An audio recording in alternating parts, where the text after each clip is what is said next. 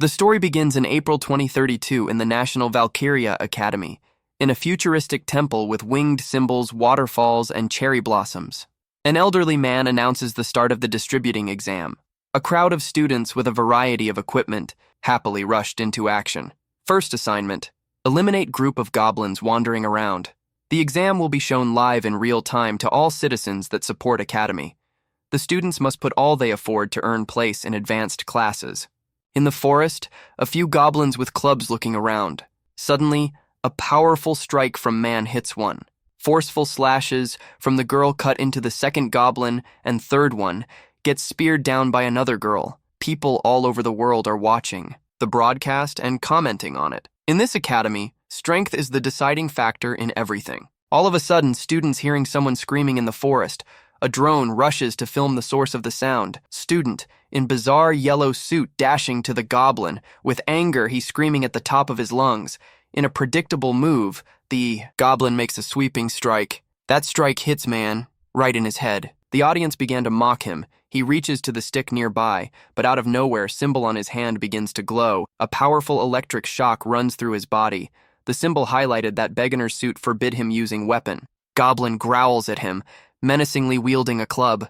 The goblin started hitting him all over his body. He was defeated by a single weak goblin, trembling, but he began to rise to his feet. His bizarre suit began to vaporize into air. He picked up a stick and swung it at the goblin. Completely naked, in fury, he jumped to the goblin. This humiliating display shown for all the world to see was all the proof the Academy needed to assign him the worst student. With this ridiculous and wretched costume, his academic life began. The Great Interdimensional War begins! A fire-breathing monster destroys the city. People in panic run around, all engulfed in flames.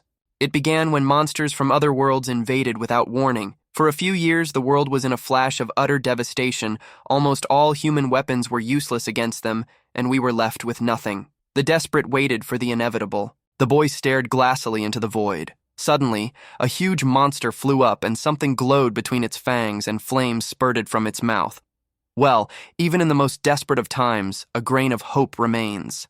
Relics, these objects were created when humans came into contact with otherworldly material manifesting as the physical form of a fragment of their soul. His father was a hero who protected people with his shield relic. It was the only thing he wanted. But that day, his father, protecting him with his shield, has shouted, "Hinata, take Shizuku and run away. You need to become strong enough to protect everyone around you." He said that looking at the boy. Hinata silently pulled his hand towards his father, crying and clenching his teeth and wiping his tears. He ran with his hand over the ruins, grabbing Shizuku's hand. They started to run away as fast as they could. That day, the helplessness he felt ignited in his heart was something he still carried with him, so he decided to work hard, to train tirelessly, as if his life depended on it, all for the goal of becoming stronger, guided by his father's words. 6 months have passed since he entered the country's best warrior training academy, but only recently has he realized something. A couple of students bullied him while he was lying there beaten up. One student got milk and poured it on him. Hard work doesn't always lead to good results, that's what he realized. When he was on his back, they put a poster on his back and threatened to keep it up. He gritted his teeth again. He walked away. As he walked down the corridor, all the students were laughing at him. Suddenly, something caught his eye. A girl with long, bright blue hair was walking towards him. When their gazes met, he noticed to himself her blue eyes. She passed him and he turned around, remembering who she was. Minasa Shizuku, an old friend of his from before the invasion. She'd lost her father that day too, and they'd been supporting each other ever since. She's an apprentice with a powerful relic and a huge list of accomplishments, and he's a loser whose relic looks like a ridiculous cosplay. I'm used to it, he thought as he opened the door, when suddenly a sneaker flew into his head. Hurry up, the bully told him. While the classmates were arguing, he was shooting bullying again. He glanced at his class. There were a couple of girls and guys standing there, since his class consisted of the lowest E grade, unmotivated. Students were considered trash. Noticing Hinata's inaction, the bully exclaimed. Suddenly, his hands turned into metal fists. Immediately, they hit the Hinata right in the stomach. It was Kurimura Takayuki. You can't just use relics, but he didn't care about the rules. He taunted Hinata again, while he clutched at his throat trying to breathe. All 6 months he'd been beating him. His classmate tried to calm the Hurimura down by reminding him of the lunch he'd sent Hinata to pick up. He began to mock Hinata again. kicking him in the process, while his classmates were discussing them. Turns out Takayuki was assigned to their class because of Hinata. In the first test where relics were evaluated, Hinata stood to the end. That's why Takayuki couldn't land the decisive blow, which put him in the worst class. Hinata had an uncommon amount of resilience for a human. Takayuki lifted him up by his shirt with his iron hand. The humiliation continued. In this position, a counter with numbers appeared out of nowhere. A smirk appeared on Hinachi's face, which shocked and then angered Takayuki. Then he punched him again. Suddenly, the counter went to 1. He got hit after hit, and the meter kept filling up. He was thrown over chairs and tables. He fell to the ground, exhausted. Then the bully made fun of his family heirlooms. It was the most precious thing he'd ever worked hard for. He again silently clenched his fists and endured. Without a word, he listened to the taunts. Gritting his teeth, he lay there without getting up. Awkwardly, a guy with glasses called out to Takayuki. He offered to leave him alone. Did he really stand up for Hinata? He started making excuses that he wasn't. Then hit him, said Takayuki. The guy with the glasses picked up a chair from the floor and smacked him right in the head. As the meter finally filled up, they took the food and start to leave. I'm weak, he thought to himself. Even 10 years of hard training hadn't gotten him anywhere, but the symbol on his arm lit up. Mission accomplished, it said on his tablet. He sighed heavily as the blood ran down his face. His suit upgraded from novice to advanced, and then the heavy sighs turned to smiles. He decided he couldn't give up and would try to keep going, even if his strength was wasted. This suit has a secret. It was 6 months ago. Hinata was walking down the corridor of the training basement, dressed in his ridiculous yellow costume, heading to an exam. He reasoned that he had to give his best. After all, the academy only sponsors talented and strong students who really try. He must do his best to change his life. Hinata opened the door and stepped through the portal. Hinata was lying on the ground with a goblin with a club in his hands, and the guy found the strength to get up. Realized that he could not overcome the monster with his strength. He remembered how he was electrocuted. Hinata understood. He ran at the goblin. The monster strikes, but the guy blocks it and grabs the club. The suit doesn't allow the newcomer to use any weapons, and the shielding is turned on, and Hinata and the goblin are electrocuted. They fall to the ground. The monster disappears and a crystal is left in its place. The guy can't believe that after so much effort, he finally got his first magic stone. He picks it up, but the stone is gone. The suit informs Hinata that it has unlocked new functions. Already in the dorm, the hero decided to open new features. The tasks to upgrade a new durable suit were completed, but the guy did not know how to activate it. Then the suit gave a hint, exclaiming, "Upgrade!" Hinata saw the suit begin to glow and change. He was surprised. The changes were barely noticeable. Only black stripes were added, but along with them came the characteristics screen. The boy didn't understand what it meant. The screen informed him that the wearer was now provided with a powerful defense with growth capabilities. Hinata looked at the time. The training portal hadn't closed yet, so it was time to test the upgraded suit. The frightened goblin was defeated by Shizuka's sharp blade. It was too easy for her. Suddenly she froze and noticed Hinata in the thicket of the forest. Her friend asked what was wrong, but Shizuki didn't answer. Then the blonde also saw the guy and exclaimed, "That's the funny guy who put on a live show." But Shizuki moved forward and dryly said that it wasn't funny or amusing at all. The blonde wondered, why did Shizuki dislike him so much? Hinata has already found himself a new enemy. The goblin strikes, but the guy manages to block it. The hero hits the monster with all his might, but he grabs Hinata by the hair, throws him to the ground, and starts beating him with a club. Guy defends himself with all his might. Suddenly, 3 more goblins appear from the bushes. Hinata doesn't understand where they came from. The 4 of them start beating him up. Almost unconscious, he remembers his father's words, "You must rely on yourself and become stronger to protect others." This thought gives him strength. He grabs the weapon of one of the goblins, only to have the suit activate the defense and release an electrical discharge. The 2 monsters get electrocuted. Hinata lashes out and retreats. The suit reports. The wearer has unlocked a new skill, Revenge. He can now convert the damage he receives into power and use it for 10 seconds. Activation is available once a day. The goblins are already preparing for another attack. Hinata gathers her wits and shouts loudly, "Revenge!" The timer starts. He rushes at the goblins and hits the largest one in the stomach with a swing, knocking it back at the others. Running up, he delivers another powerful blow. With one swing, he destroys the third, second, and first goblin. Exhausted, he falls to the ground.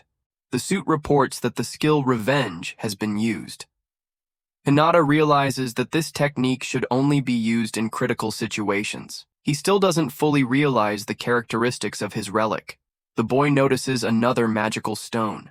He picks it up and sees it disappear, but the suit sends a notification. New functions are available. Increased stamina, willpower, sword, knuckles. Hinata realized he could become stronger.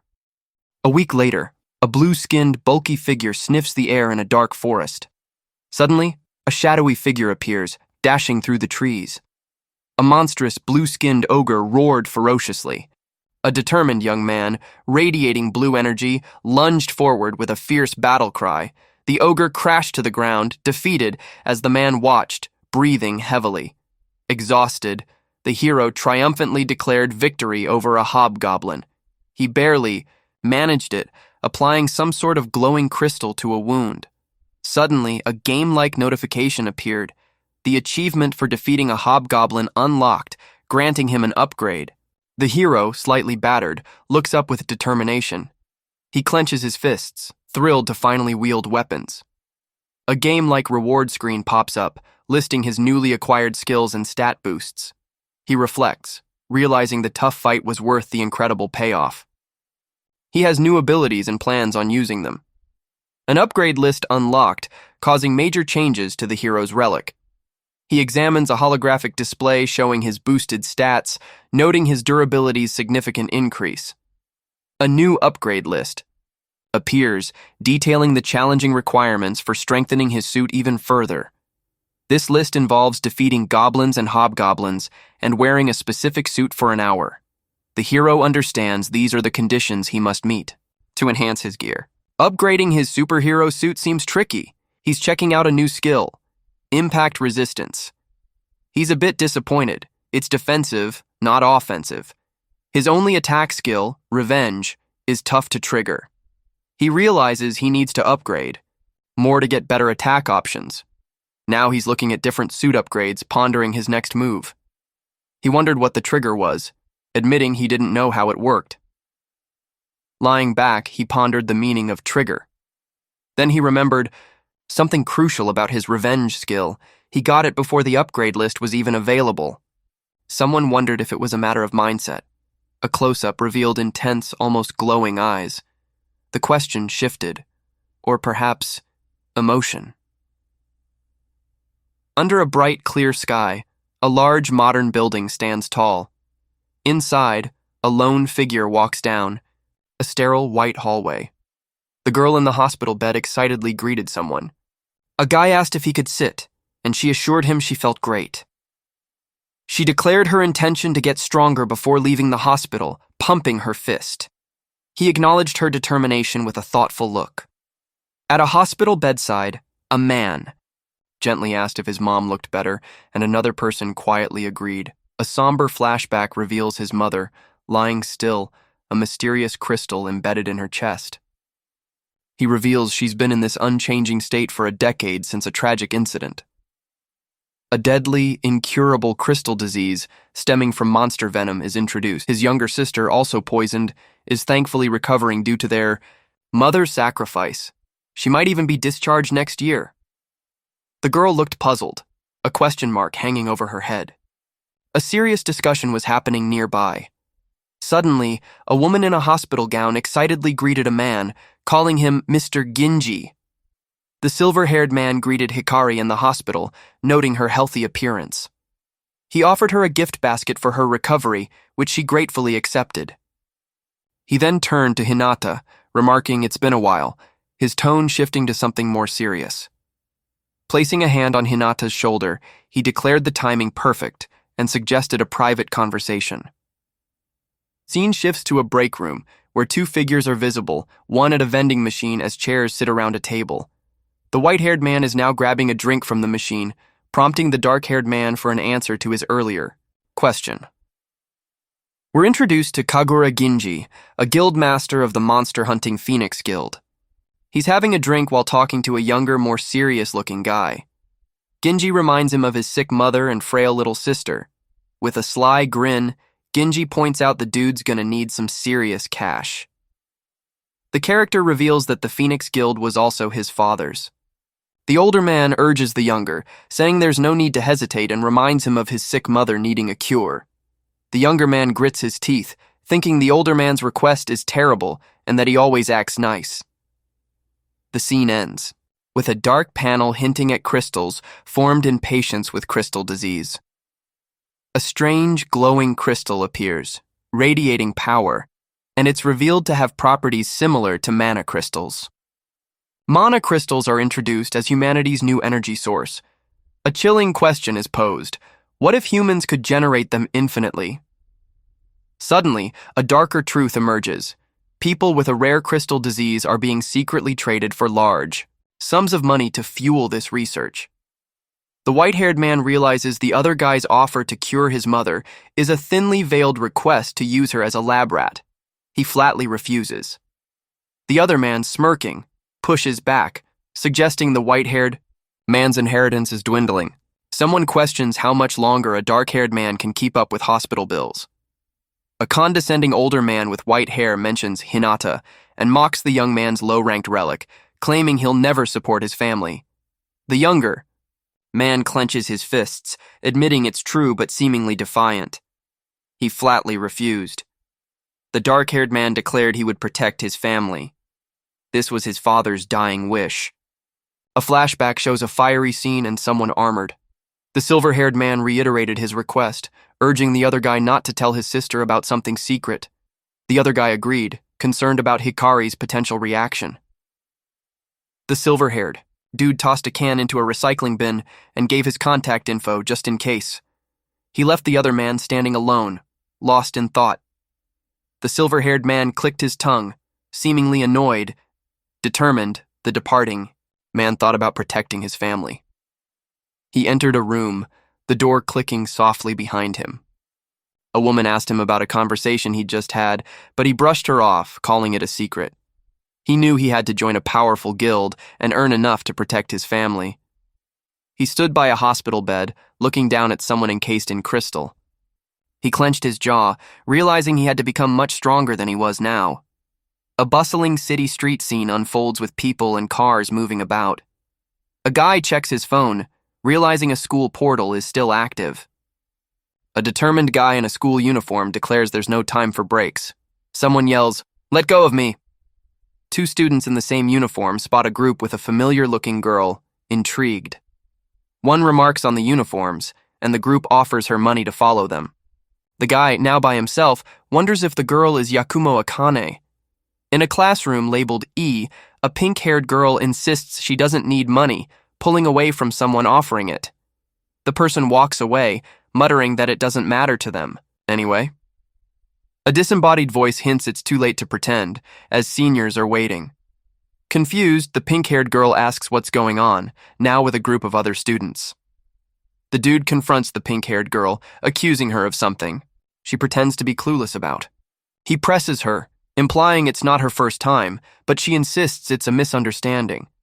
He reveals he heard it from a reliable source, leaning in with a menacing smirk.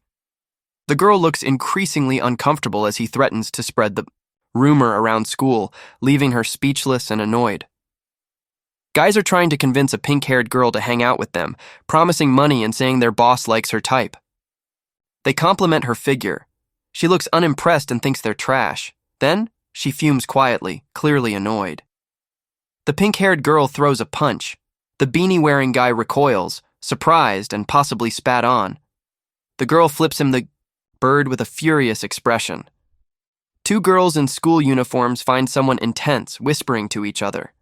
The guy with the orange beanie looks shocked and annoyed, seemingly at the girls. He grabs a pink-haired girl by the shirt, angrily telling her to stop playing innocent. He demands that she just follow him. The pink-haired girl recoiled, protesting her innocence as a group of guys closed in. Ignoring her pleas, a guy in an orange beanie grabbed her arm, ordering her to follow. Suddenly, someone's hand reached out from above. Whoa! Something intense is happening. Hinata stopped guy in the orange beanie out of nowhere. The pink-haired girl looked shocked, clutching a bouquet. Her eyes went wide, mouth agape, completely stunned by the sudden violence. Hinata hold a guy in the orange beanie while girl recognized him. A guy in a uniform confronted the Hinata, demanding to know who he was. Another guy noticed the uniform, a flicker of recognition in his eyes. Two girls gossiped about identifying the Hinata as the weakest, an E-class with a strange relic. The dude looking smug seems to overhear them talking about his broadcast mishap. A group of guys, some wearing caps, confront a shorter figure and a pink-haired girl, telling him to move aside. A Hinata and Akane Yakumo seem to be in a tense standoff. He stand tall, protecting Akane with his hand. Suddenly a guy throws a punch, yelling at an E-class bug. Akane warned someone they were messing with the wrong crowd. Class C. Hinata seemed unimpressed and ready for a fight. He cracked his knuckles menacingly. The guy in the beanie got grabbed hard by Hinata. Then, in a swift motion, the beanie guy is flipped and kicked in the stomach. Hinata grabbed him and slammed him on the floor with a grunt. Akane looks up completely, shocked. Hinata stood tall, radiating an intense aura. Asguy cowered at his feet while the Akane was in shock. At the Valkyria Academy kickboxing club, a fierce sparring match is taking place. The coach urges one of the fighters to give it one last shot. The fighter agrees enthusiastically. The blue-haired girl preparing her next move. That Shizuku training. In the club with someone. They both standing ready for action. Suddenly, a powerful punch comes in. She dodged a punch. She swiftly countered. She deflected his fist, swung her foot back to strike.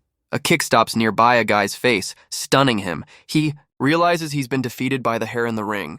Admitting defeat, he compliments her skills. She bows respectfully, thanking him for the sparring match. The dude complimented on her impressive martial arts skills. He also mentioned hearing about her top-tier sacred artifact and praised her diligence. She cryptically added there's always room for improvement. Confused, he questioned her remark about improvement. With a determined look, the girl revealed that improvement was her goal all along. Now things are about to get serious. Hinata clenched his fists, ready to prove himself. Akane looked at him with surprise. She thought, how did he pull that off? Hinata is totally defenseless against Takayuki, but now, the guy in the white cap charges angrily. He tackles Hinata. With confidence, Hinata grabs him by the arm and slams him to the ground hard. Enraged, another guy grabs Hinata by the collar, cursing him. He shoves the guy hard to the gut, making the other guy groan in pain. He then finishes with a brutal kick toward the back of his head, the impact clearly visible. The pink-haired girl looked shocked, her mouth agape. She exclaimed he is strong as unconscious. Bodies lay scattered around her. Hinata stands with serious expression. She figured out he only seemed weak because of a sacred artifact, and without it, he actually quite powerful. He taunted his opponent, asking if he wanted to continue. The guy in the orange beanie laying trembling. The beanie guy materialized some kind of weapon, that is relic, and blasted with it with a powerful flash. Hinata glared, determined, and got hit by the shot, reflexively crossing his hands. He was sent flying back by force. Abd lands nearby and digs his fingers into the ground, skidding to a halt. A beanie guy, holding some kind of relic, seemed annoyed, wondering if he missed his target. Then, Hinata looked intently at his hand and showed the guy mark on his palm.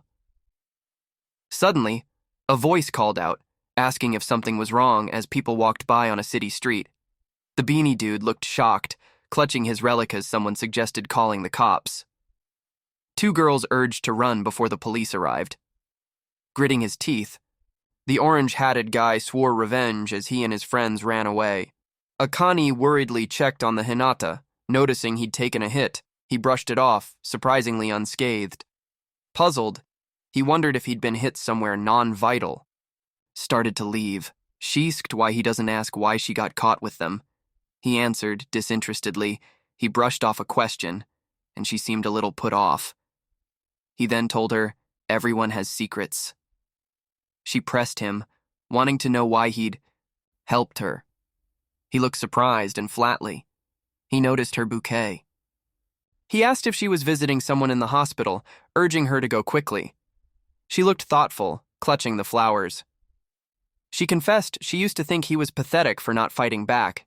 She, holding a bouquet, admitted he was a decent person. Inside a school hallway, Hinata walked. Suddenly a hand appeared and someone saying, "Hey!" Akane cheerfully greeted him. He seemed surprised but replied with a quiet, "Hi." She, with a sweet smile, thanked him for saving her yesterday. Confused, he asked what happened. With a mischievous grin, he vaguely confirmed something did indeed happen. Abelet hurtled down a shaft with tremendous speed. Hinata was knocked sideways by the impact, shocked and disoriented. He crashed to the floor, his bag flying. 3 other students entered the hallway, one calling out that he was late. A beanie guy thanked him for yesterday's fun, casually mentioning they go to the same school, and his buddies snickered. Friend of Akane was shocked about situation, wondering what he did to annoy this group. Akane stepped up, demanding they speak to her directly if they had something to say. The guys brushed her off, telling her to move and muttering about being interrupted yesterday. Confidently, he bragged about getting away with anything at school. Hinata, sitting on the floor, called him out, comparing him to E-class losers. The student angrily refused to be compared to those he considered trash. Suddenly, a guy fiercely punched him in the face. Hinata groaned in pain. He made fast, swift, and launched a kick, but his opponent blocked it with a golden armored fist. Hinata looked shocked as the bully, backed up by another guy, declared the attack useless. With a smug grin, the cap guy taunted him about having a relic and still being no match for him. Determined, Hinata was grabbed by his leg. He is being held upside down by a huge metallic hand. The beanie guy tells him to blame his past self. He threatens to torment the captured guy until graduation. Suddenly, someone kicks Guy in the back of his head. Akane calls him pathetic, that he acts like immature, while black hair girl shocked by her actions. Then he seems surprised by Akane. The beanie guy looks shocked. He questions her compressed relic, comparing its performance to himself, then offers her a demonstration. In sudden blast, Hinata is sent flying backwards, shocked. The impact sends him hurtling through the air. Again, he crashes hard into the floor, skidding and scrambling to recover. The beanie dude calmly explained he didn't rough someone up a bit. Akane yelled, clearly upset. 2 other students watched, surprised. A beaten-up Hinata lay on the floor. He gasped, touching his chest with surprise. It didn't hurt. He stared ahead, puzzled. A flicker of recognition in his eyes, like something familiar was happening again. He wondered how this was even possible without his protective gear. He had a sudden realization, eyes wide with surprise and a bit of sweat. He wondered aloud if he was what had grown, not just his suit. A tense moment passed. The beanie dude looked back, confused. Hinata, now standing further down the hall, Guy pondered if he'd held back too much in their previous encounter. A face twisted with rage vows revenge. His eyes flash with intense blue energy. He declares he's changed, radiating power as he rushes down a corridor. With a determined grin, unleashes some kind of blue energy about to strike. Realizing he is not helpless weakling anymore, Hinata unleashes a powerful, glowing kick. The man's face is shocked. Cap Guy gets hit hard, flying back in surprise, slamming in the wall down the hallway, flying by Hinata's classmates. Takayuki looks shocked as he and others witness the brutal takedown. The dude in the orange beanie is completely bewildered, wondering what's happening. He marvels at a giant hand capable of stopping a rhino. His shock escalates, realizing it's even more powerful than that. He stares in disbelief at Hinata, who seems unscathed after being hit with his relic. Suddenly, Hinata looks surprised as he noticed someone cries out in pain. A giant golden robotic hand lies on the floor next to a fallen person. Another student rushes over, concerned. The fallen guy brushes it off, saying he's fine, just startled. The orange-capped guy figured something out with a triumphant, "Aha!" He realized his relic malfunctioned because his attack missed the mark. Hinata observed the power was weak. Because the initial damage was minimal, the revenge effect also fizzled. Now he's panicking, realizing he's out of finishing moves. He looks determined, clenching his fists, muttering about being tired of taking it. Suddenly, someone calls out, interrupting his thoughts. Startled, the guy looks up to see someone asking what they're doing so early. The dude in the orange beanie found something annoying and declared the fight over. Two girls appeared surprised. The dark-haired girl seemed unimpressed. She had a sassy look that said she'd been worried for nothing. Takayuki mused about provoking Hinata. He considered being more careful for the time being. A sinister laugh escaped him as he imagined crushing his opponent. Another guy disagreed, looking serious, pointing out that the giant hand was a different kind of threat, not easily stopped. Hinata walked away unscathed after a fight with Class C. He noticed his increased strength, impressed. The lunch bell rang, echoing through the halls. Hinata, holding what appears to be a sandwich, walked down the hall during lunch, in a bathroom stall. He sits contemplatively, holding a glowing blue display board. He realizes the relic's power is more than he initially thought. The suit's power-up doesn't just enhance the armor, it boosts the wearer too. Looking at the stats, he realizes the abilities work even without the suit. He wonders why that's even a feature. He shrugs it off, figuring he'll be wearing it anyway.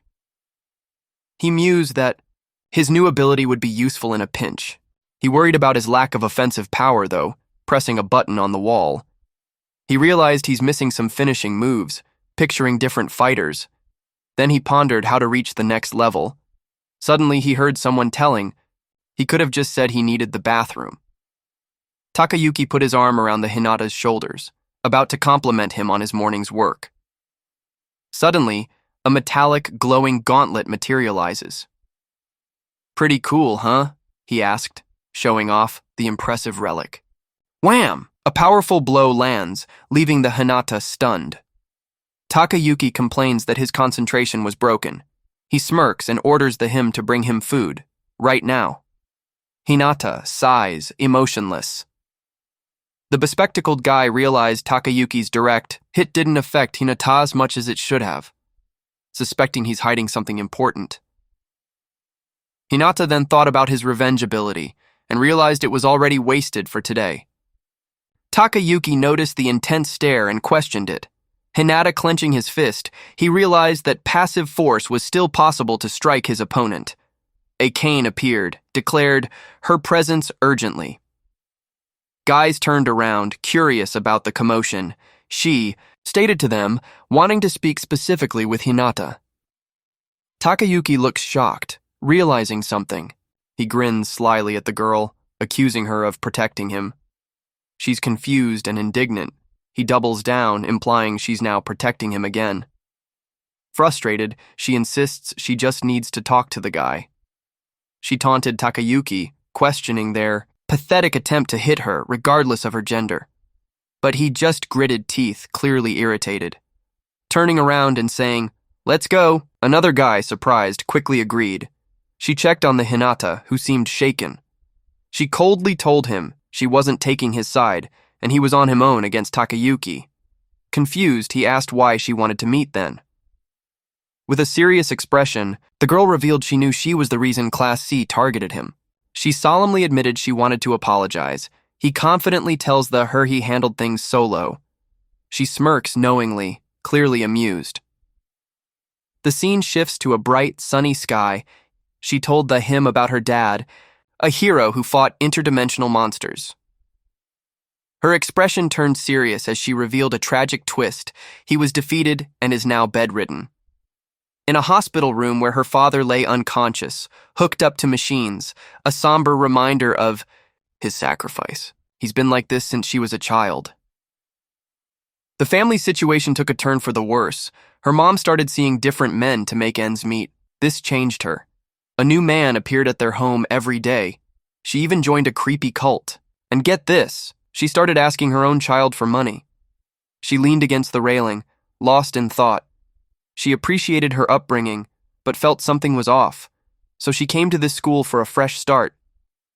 She dreamt of becoming a powerful warrior like her father and making bank on the front lines. Laughing nervously, she confessed to him that her current placement in Class E made her future look grim. Those Class C guys, aware of her situation, offered her money. She turned them down flat, but they wouldn't give up. Now she's telling him about it, and he's wondering why she's sharing this with him. She worries about keeping a secret from Ahim, fearing a misunderstanding. The girl grins mischievously, reassuring him she can keep a secret. A shy smile appeared on his face. She noticed that Class C guys is not around since she, expecting trouble about that time. She warned him to be careful, as troublemakers could be found at school. He teases, her in return, telling her that she should be careful herself. She then grudgingly parries that at least her relic doesn't look like a yellow jumpsuit clearly underdressed. She strikes a pose and tells him to simply call her Akane. He pleased with himself. Bully was annoyed about an interruption. Two guys gossiped about Hinata getting cocky. He suggested they take Hinata down a peg. His friend enthusiastically agreed. They plotted a private conversation, suggesting they move to the bathroom. From a window, they spotted Kaori with some Class C guys. Suddenly, he remembered seeing these same guys in a fight earlier with Akane. Confused, he noted Kaori was now hanging out with Akane, creating quite the perplexing situation. Apologized to his friend, saying he forgot his wallet and rushed off. The dude was surprised about his behavior. He then noticed a girl nearby, wondering what was going on. The girl seemed to be telling some people to leave someone named Akane alone. The bespectacled guy worried about Kaori's safety. She pressured, annoyed. They wouldn't cooperate despite the elaborate setup. An angry girl, emphasizing how many calls she got from the senior. She glared at him, revealing the reason for the calls was his absence. The beanie guy explained their plan was interrupted by unwanted guest. He then griped about Akane constantly rejecting them. She was shocked, wondered why she'd refuse. They shrugged, clueless about her reasons. One suddenly remembered a rumor that Akane had almost been sold by her parents to a hostess bar before escaping to this school. The spectacled guy gasped dramatically, clearly stunned by this revelation. She suggested that since she's in Class E, maybe she should just go back to her old life. Beanie guy questioned her if they weren't supposed to be friends. She confirmed they were, which is exactly why he introduced her to someone who could help. The beanie dude calls her mean. The girl looks confused. She innocently explains she's just helping people in need. He asks what she's talking about. The beanie guy accuses her of using a relic for manipulation. She insists it's nothing like that, though her tone suggests otherwise. A woman holds a glowing purple orb, explaining it can only slightly increase obedience or make people feel good. She turns, a sly grin spreading across her face, asking, "Right?" as the purple light intensifies. A man with a white cap looks up at her, mesmerized, and murmurs in agreement. Beanie guiled Aether to stop using her powers on allies. They asked, why would student with that kind of relic be in Class E? A girl pointed at some creepy alien bugs, explaining that some monsters are immune to certain powers. Finally, he looks at her with a determined glint, asking if she will use her power again. A confident girl assures she'll succeed this time. Guys questions her ability to summon something, mentioning a past failure. She curtly confirms her readiness. Upperclassman, shadowed and brooding, seethes with anger, blaming the girl for ruining lives. He silences the commentator with a sharp, "Shut up." Guy tells the girl to meet them after school tomorrow. She agrees. A worried-looking guy overheard something shocking. He's panicking, unsure what to do about the Class C guys. He doesn't think he can handle them alone. He worried their senior might appear. He doubted Takayuki would or even could help him against them. Suddenly, he recollects in his memory Hinata sending armored fist guy flying. A nervous guy thinks about Hinata. He thinks if it's really him, he might actually do something. Akane sits in a classroom, seemingly lost in thought as she packs her bag, thinking her dad is a hero. Focus shifts. She's at home, talking to A-Dad, humbly denying being a hero. She playfully insists that he's super strong. A man muses that heroes fight recklessly, but he's different. He vows to protect his family. The man gently pats the child's head, telling her, Akane, to remember. Suddenly, a fiery cityscape appears, hinting at impending danger. It's an emergency. Medics frantically work on a bandaged man. A woman cries. She's comforted, a young girl looking on with wide eyes. Later, the doctor assures them the man's life is not in danger, but the girl looks serious, sensing something's wrong. Few years later, she gazed out a snowy window, a worried expression on her face. Suddenly, a woman with red hair entered, startling the girl. The woman lit a cigarette with a sigh. They both stood over a hospital bed, the woman asking if he was still unconscious. Out of nowhere, the woman storms off, angrily muttering about their struggles. She continues her rant about mounting hospital bills. Facing a grim reality, the woman tells the girl she'll need to work after middle school. The girl sadly processes this news. She clutches her skirt, determined to cure their dad. A glowing basilisk, a rare creature with healing properties, is the key. It's so rare, it's not for sale. The girl decides to get it herself. Her plan involves Valkyria National Academy, a warrior training school. Remembering being placed in Class E, she'd almost given up. Now, she resolved to push herself to the absolute limit. She remembered how Hinata had changed and wondered if she could do the same. She came out of classroom, surprised to find her friend there. Girl turned, a sinister purple aura swirling around her hand, and with a chilling smile, she asked the other girl for a private chat. School's out, Hinata minds his business, and the dude wonders what to do. He feels compelled to speak up about something. But he's second-guessing himself, wondering why he's even getting involved. He reminds himself it's none of his business. Suddenly, Hinata asks if he needs anything. A startled guy, speechless. Hinata's told him he's alone, not with Takayuki. He hesitates, then realizes this is his chance to talk, but he seems apprehensive. The dude with glasses agonized over asking for help after causing so much trouble. Hinata started to walk away, telling the other guy he'd leave if nothing was needed. The other guy simply sighed. Glasses guy then noticed two girls walking down the street, seemingly close. He looked surprised, sensed with Akane was something amiss, wondering if girls and Relic was involved. A guy with glasses, seemingly annoyed, brushed it off as none of his business. He stomped off angrily, muttering, "Damn it," under his breath. Hinata paused, glancing back thoughtfully as the first one stormed away. A group gathered in a dimly lit room, sunlight streaming through high windows. A tense moment. A blonde guy and redhead woman conferred quietly with the others, seeking reassurance. Nervous glances exchanged. They confirmed they were ready for whatever was coming. The group leader, still unsure, pressed for absolute certainty, reminding them of a previous failure. The beanie dude confidently assured him they had a secret weapon this time. Kaori was with them. A shady character assures them that things will go smoothly. He, smoking, brags about increased profits thanks to a mysterious benefactor. Beanie dude smirks, clearly pleased with himself as some students approach. Girl greets the students politely. As she arrived, greeted with a, "Oh, you're here." An apology followed for keep waiting them. They questioned about she said she wouldn't use the relic. The reply was that plans changed. A woman declared that girl is way too young. But Guy and Cap disagreed. He is totally fine.